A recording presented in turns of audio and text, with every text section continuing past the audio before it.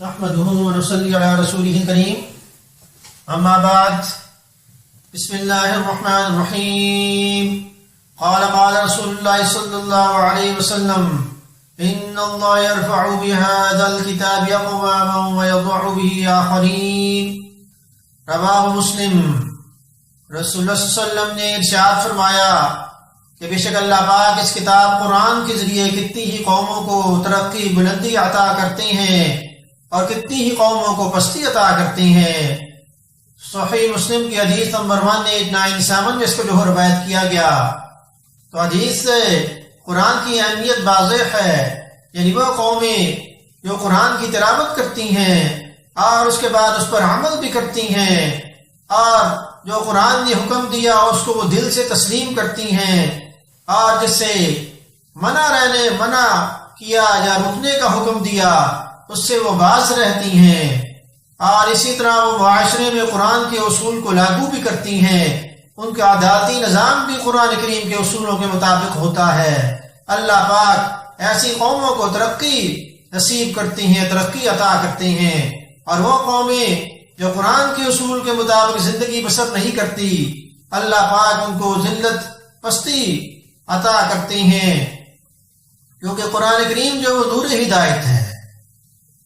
اسی طرح وہ شخص کہ جو قرآن کریم سیکھے اور سکھلائے، حدیث میں آیا کہ خیرکم من تعلم القرآن وعلمہ، تم میں سے بہترین شخص وہ ہے جو قرآن کریم سیکھے اور سکھلائے۔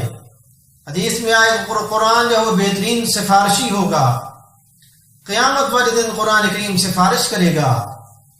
اسی طرح جو ماہر قاری ہوگا اس کا شمار بزرگ فرشتوں میں ہوگا۔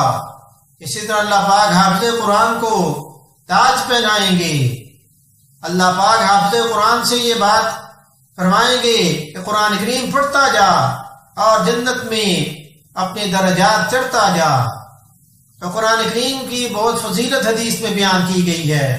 ایک اور حدیث میں آیا کہ وہ مسلمان جو قرآن کریم پڑھتا ہے اس کی مثال سنگترے کی سی ہے کہ اس کی خوشبو بھی بہت لطیف اور اس کا مزہ بھی بہت اچھا، اور وہ مسلمان جو قرآن کریم نہیں پڑھتا اس کی مثال کھجور کی سی ہے کہ اس میں خوشبو نہیں ہوتی اور اس کا مزہ شیریں ہوتا ہے۔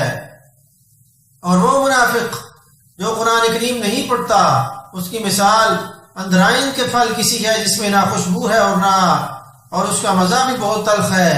اور وہ منافق جو قرآن کریم پڑھتا ہے اس کی مثال خوشبودار پھل کسی ہے جس کی خوشبو تو اچھی ہوتی ہے مگر اس کا مزہ نہایت تلخ ہوتا ہے۔ بخاری و مسلم میں اس کو جو روایت کیا گیا۔ تو صحابہ کرام رضی اللہ عنہم انہوں نے قرآن کریم کو تھاما اور پھر اللہ پاک نے ان کو ترقی بھی نصیب کی۔ اقبال رحمت اللہ علیہ نے یہی بات فرمائی کہ وہ زمانے میں معزز تھے مسلمان ہو کر اور ہم خوار ہوئے تارک قرآن ہو کر۔ اللہ پاک میں قرآن کریم کی تلاوت کرنے کی اور اس پر عمل کرنے کی توفیق عطا فرمائیں۔